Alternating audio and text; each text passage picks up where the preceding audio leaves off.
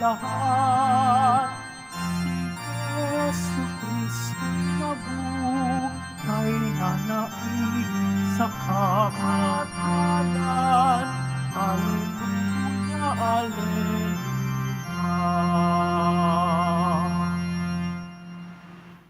Sa ngala ng Ama at ng Anak at ng Espiritu Santo, Amen. sumainyo ang Panginoon.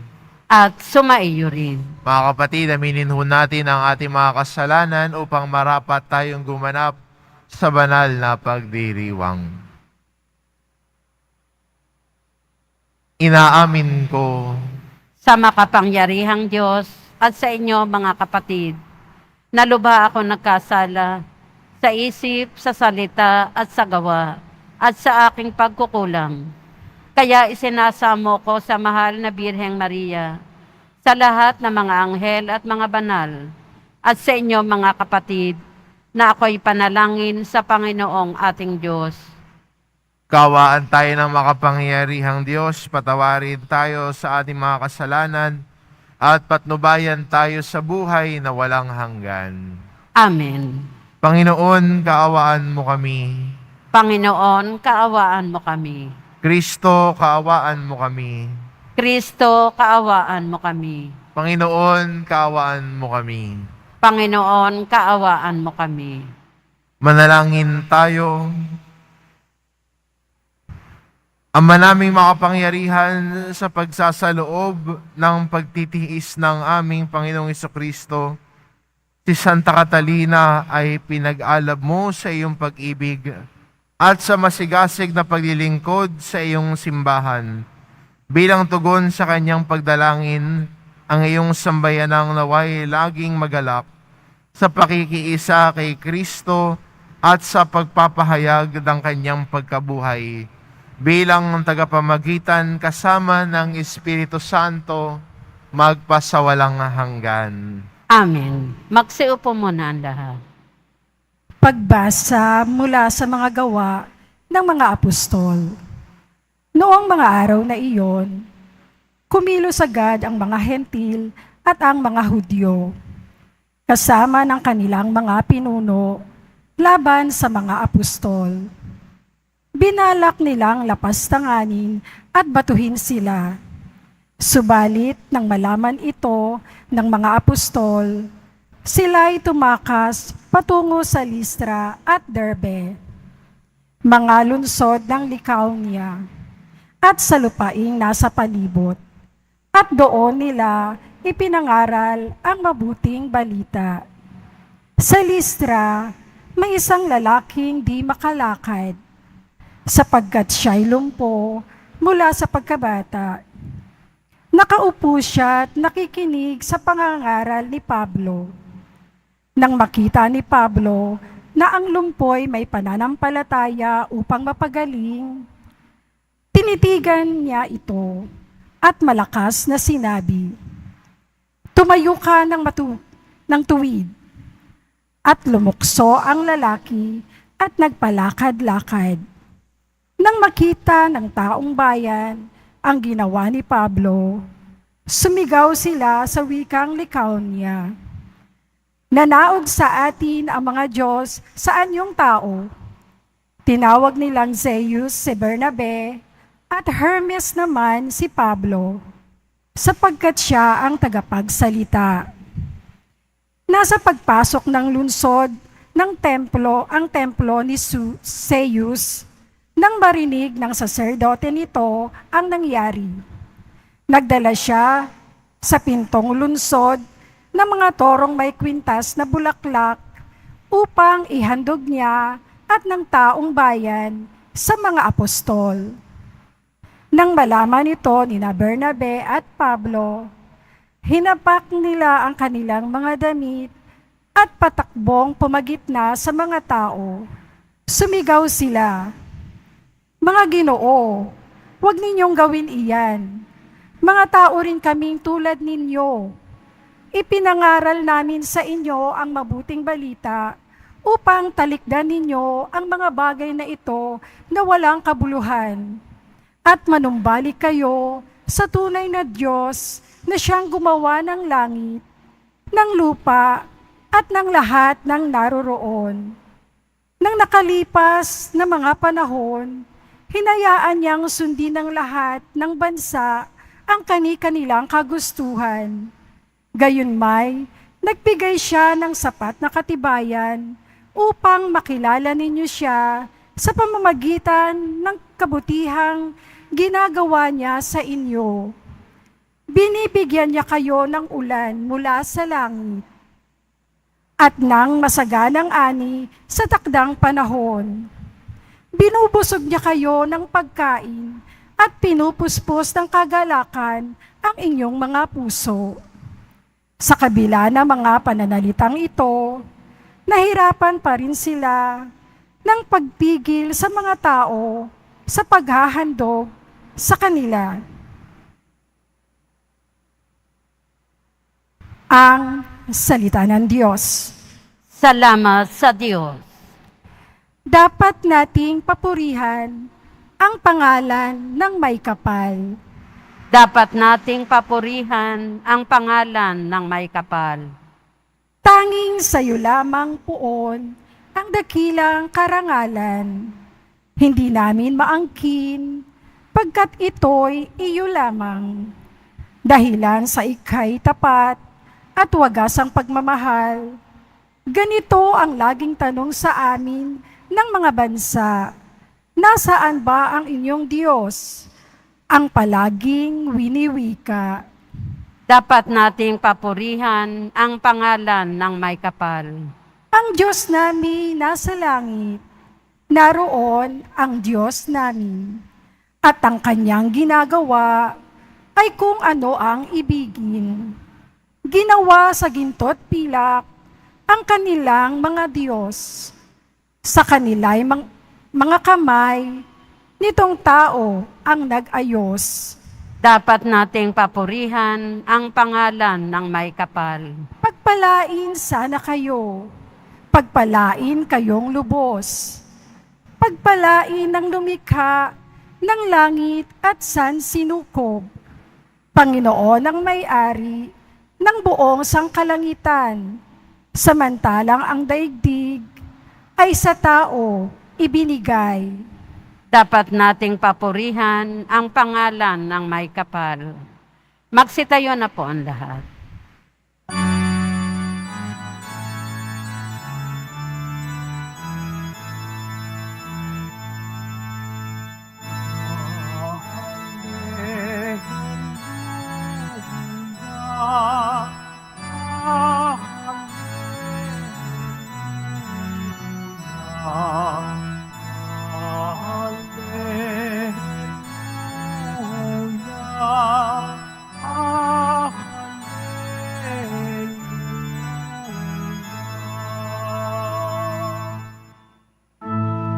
Espiritu'y magtuturo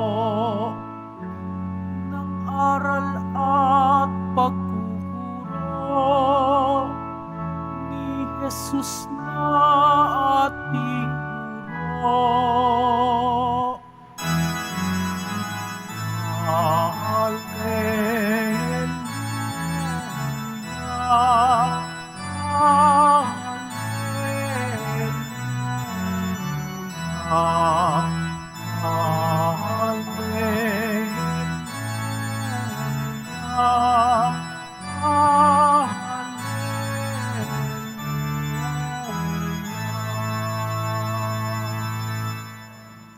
Sumainyo ang Panginoon, At sumaiyo rin. ang mabuting balita ng Panginoon ayon kay San Juan.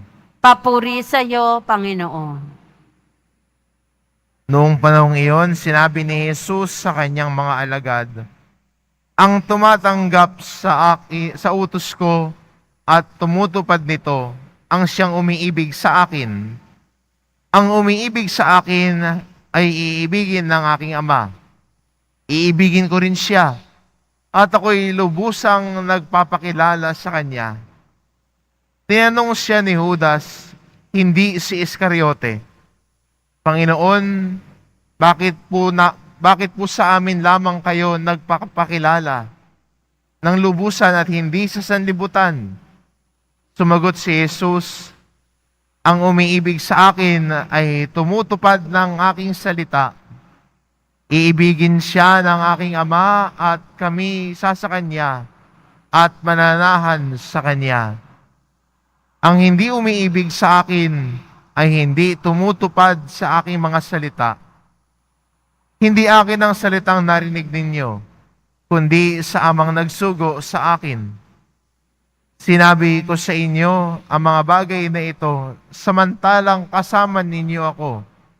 Ngunit ang patnubay, ang Espiritu Santo na susuguin ng Ama sa pangalan ko, ang siyang magtuturo sa inyo ng lahat ng bagay at magpapaalala ng lahat ng sinabi ko sa inyo.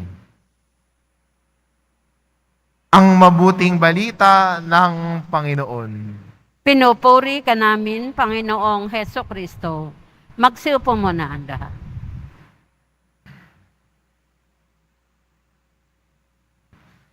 Madalas nating sinasabi, no, Lord, mahal kita. Lord, iniibig kita.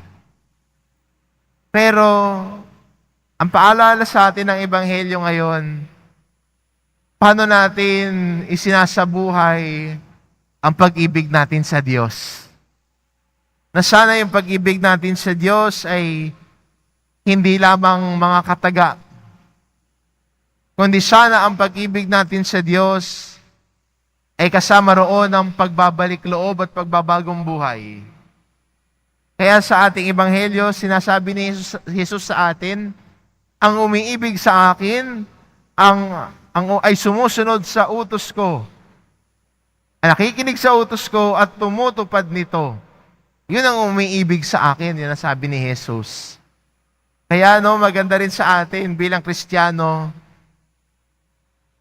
ang Diyos na nagmamahal sa atin, ang Diyos na lagi nating kalakbay, ang Diyos na kasama natin, ay inaanyayahan tayo sa isang pakikipag-ugnayan sa Kanya. Sa Kanyang pagpapakilala ng sarili, nais niyang makipagtagpo sa atin. At tayo rin naman bilang Kristiyano, nakita natin ang kabutihan ng Diyos, at tayo rin ay sumusukli ng pag-ibig sa Kanya. Kaya tayo mga Kristiyano, hindi lang tayo naniniwala sa Diyos, minamahal natin ang Diyos. Sapagkat ang Diyos ay lagi nating kasama. Ang Diyos ay nariyan para sa atin.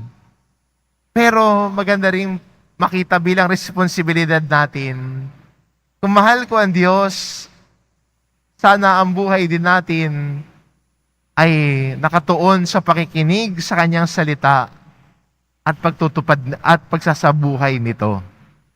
Minsan kasi naiiwan lang tayo sa pakikinig.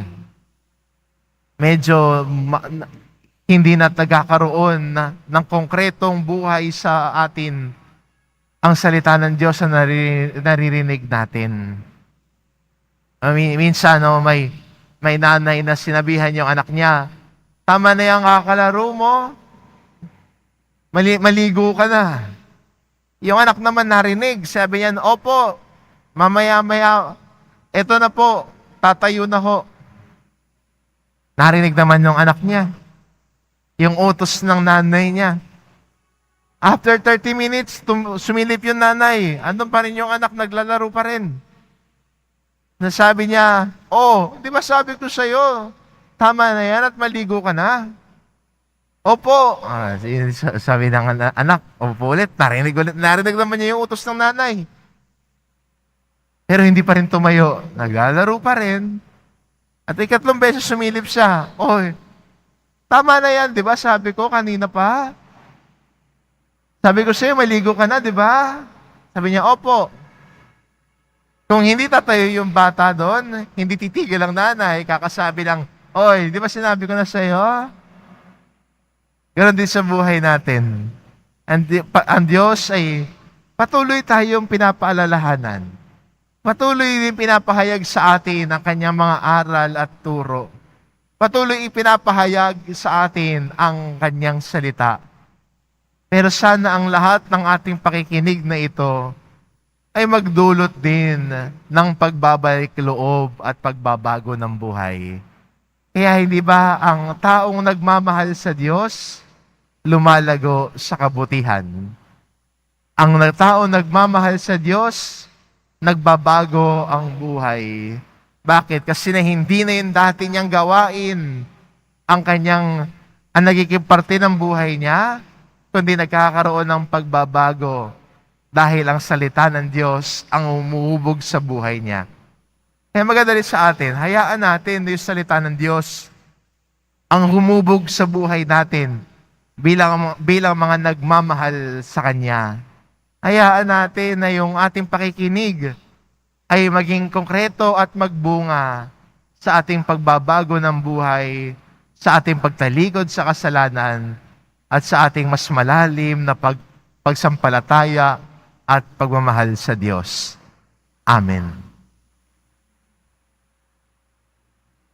Magsitayo na po ang lahat.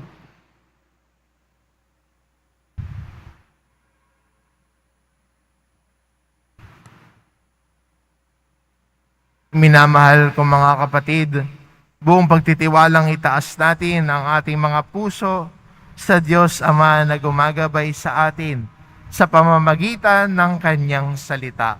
Ang ating itugon, Ama, panatilihin mo kami sa iyong pag-ibig. Ama, panatilihin mo kami sa iyong pag-ibig. Ang simbahan, naway isabuhay ang diwa ng Ebanghelyo at isagawa ang kalooban ng Diyos sa kanyang paglilingkod. Manalangin tayo. Ama, panatilihin mo kami sa iyong pag-ibig.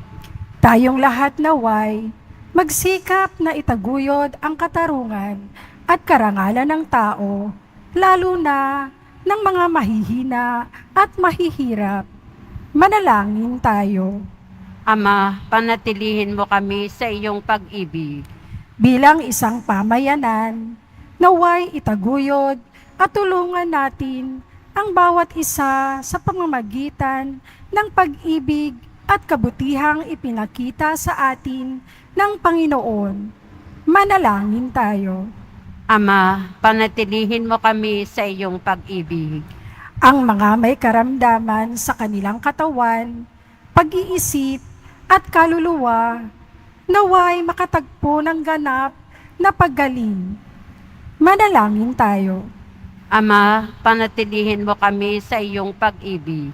Ang mga namayapa, naway makapasok sa lugar na inihanda ni Kristo para sa kanila. Manalangin tayo. Ama, panatilihin mo kami sa iyong pag-ibig. Amang makapangyarihan, dinggin mo ang aming mga panalangin at buksan ang aming mga puso upang tanggapin at ibigin ang mga kapatid na nangangailangan. Hinihiling namin ito sa pamamagitan ni Kristo na aming Panginoon. Amen. Magsiupo muna ang lahat.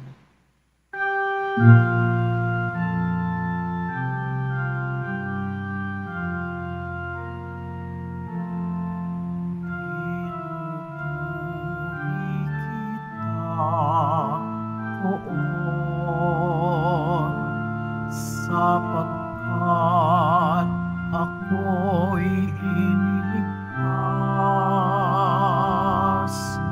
mga kaaway di makuhang matuwa mula sa libingan. Tanggapin mo, O Panginoon, ang alay ng bayang nagdiriwang. Puhunan mong bigay ang alak at tinapay, handog ng pagkabuhay.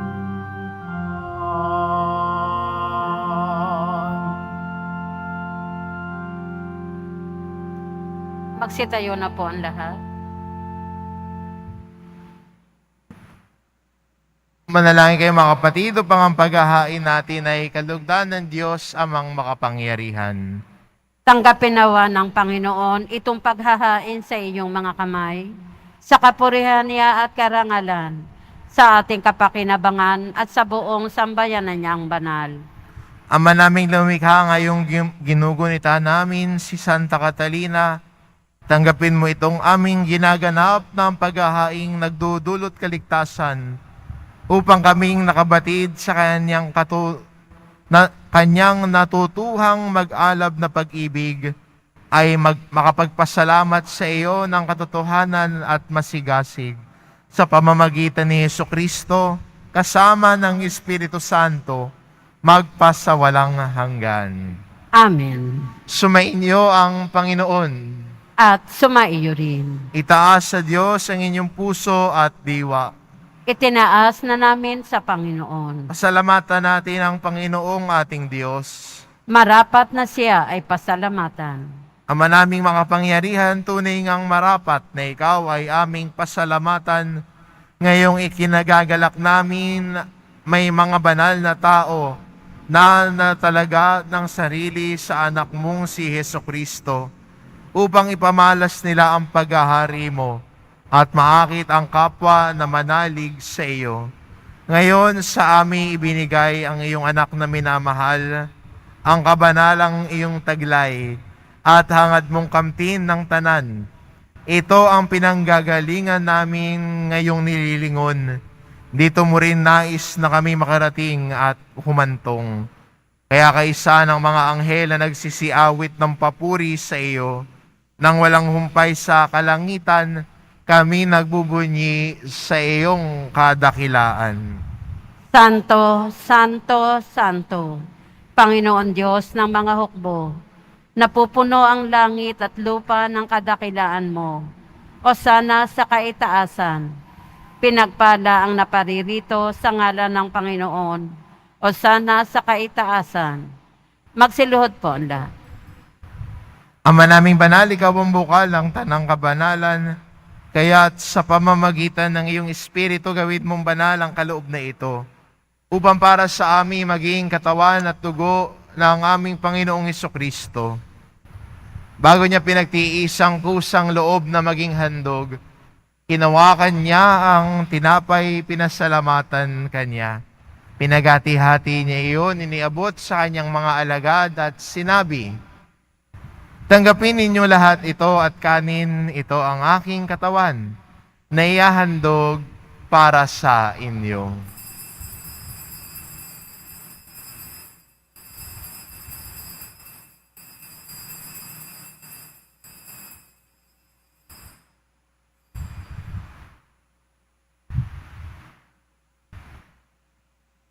Kaya hindi naman na matapos ang hapunan, ninawakan niya ang kalis, muli kanyang pinasalamatan. Iniabot niya ang kalis sa kanyang mga alagad at sinabi, tanggapin ninyong lahat ito at inumin. Ito ang kalis ng aking dugo ng bago at walang hanggang tipan. Ang aking dugo na ibubuhos para sa inyo at para sa lahat, sa ikapagpapatawad ng mga kasalanan. Gawin ninyo ito sa pag-alala sa akin.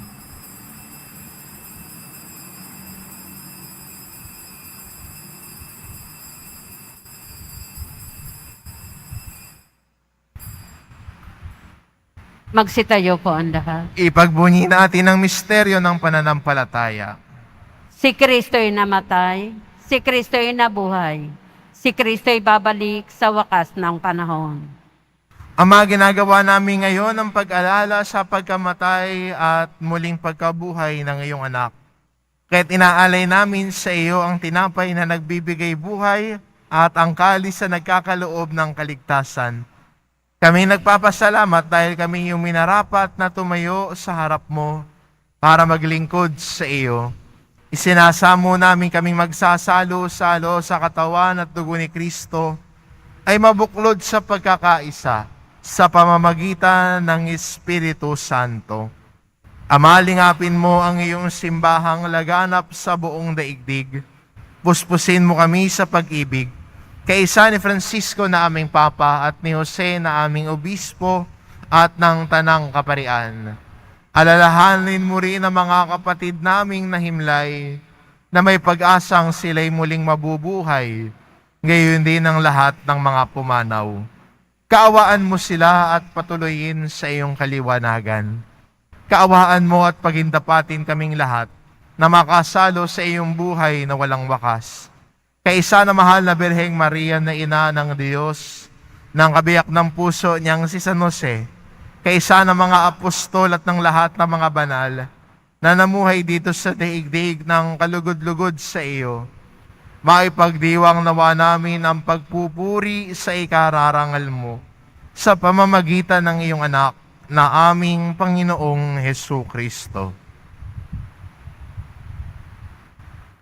Sa pamamagitan ni Kristo kasama niya at sa Kanya, ang lahat ng parangal at papuri ay sa iyo, Diyos amang makapangyarihan, kasama ng Espiritu Santo, magpa sa walang hanggan. Amen. Sa tagubilin ng mga nakagagaling na utos at turo ni Jesus, na Panginoon natin at Diyos, ipahayag po natin ng lakas loob. Ama namin, sumasalangit ka. Sambahin ang ngalan mo. Mapasa amin ang kaharian mo. Sundin ang loob mo dito sa lupa para nan sa langit. Bigyan mo kami ngayon ng aming kakanin sa araw-araw. At patawarin mo kami sa aming mga sala para ng pagpapatawad namin sa nagkakasala sa amin. At huwag mo kaming ipahintulot sa tukso at iadya mo kami sa lahat ng masama. Hinihiling namin kami adya sa lahat ng masama pagkalooban ng kapayapaan araw-araw. Iligtas sa kasalanan at ilayo sa lahat ng kapahamakan.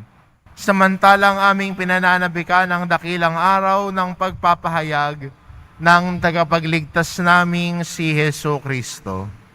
Sapagkat iyo ang kaharian at ang kapangyarihan at ang kapurihan magpakailanman. Amen.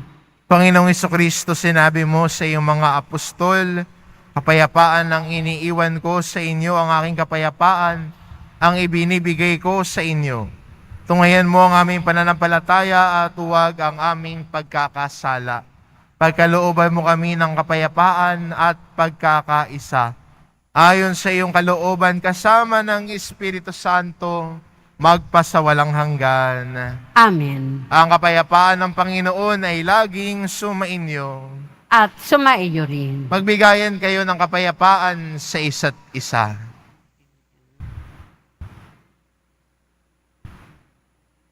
Kordero ng Diyos na nag-aalis ng mga kasalanan ng sanlibutan, maawa ka sa amin. Kordero ng Diyos na nag-aalis ng mga kasalanan ng sanlibutan, maawa ka sa amin. Kordero ng Diyos na nag-aalis ng mga kasalanan ng sanlibutan, ipagkaloob mo sa amin ang kapayapaan. Magsiluhod po ang lahat. Itong kordero ng Diyos, ito nag-aalis ng kasalanan ng sanlibutan. Papalad ang mga inaanyayahan sa kanyang piging. Panginoon, hindi ako karapat-dapat na magpatuloy sa iyo, ngunit sa isang salita mo lamang ay gagaling na ako.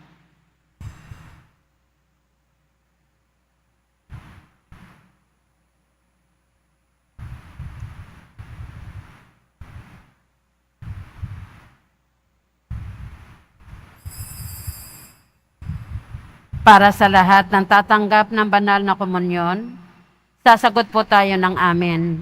Pagkasabi ng pari o ng lay minister ng katawan ni Kristo. At isubo agad sa bibig bago umalis sa harapan ng pari o lay minister. Sumunod po tayo.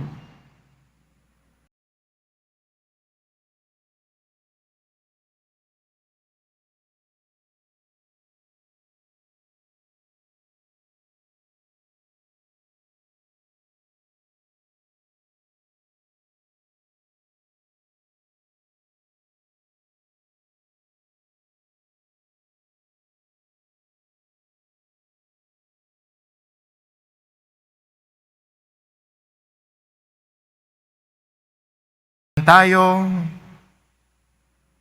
Ama naming mapagmahal, kami naway iyong pagbigyang dito ay makapakinabang ng pag-iral kailan paman sa aming pinagsaluhang piging na pangkalangitan na tinanggap ni Santa Catalina para sa kanyang ikabubuhay kahit na sa lupang ibabaw sa pamamagitan ni Jesucristo kasama ng Espiritu Santo magpasawalang hanggan. Amen. Sumainyo ang Panginoon. At sumaiyo rin. Mahal na pong Isus Nazareno, inihayag mo sa pamamagitan ng krus ang walang maliw na pag-ibig ng Diyos sa sangkatauhan. Pakinggan mo ang kahilingan ng iyong angka na nagsusumamo sa iyo. Makamtanawa nila ang iyong katugunan at tanggapin ang kasagutan ng may utang na loob na tinatanaw. Basbasan din po ninyo ang mga may daladala nilang imahe at dasalan. Sa pamamagitan ng bendisyon na ito, naway maalala nila ang mga pangako nila noon sa binyag, na ikaw ang kanilang iibigin at paglilingkuran bilang Panginoon, magpasa walang hanggan. Amen. At pagpalain kayo ng ating mapagmahal na Diyos, ang Ama, at ang Anak, at ng Espiritu Santo. Amen. Pumayo kayo, taglay ang kapayapaan ng poong Jesus Nazareno. Salamat sa Diyos.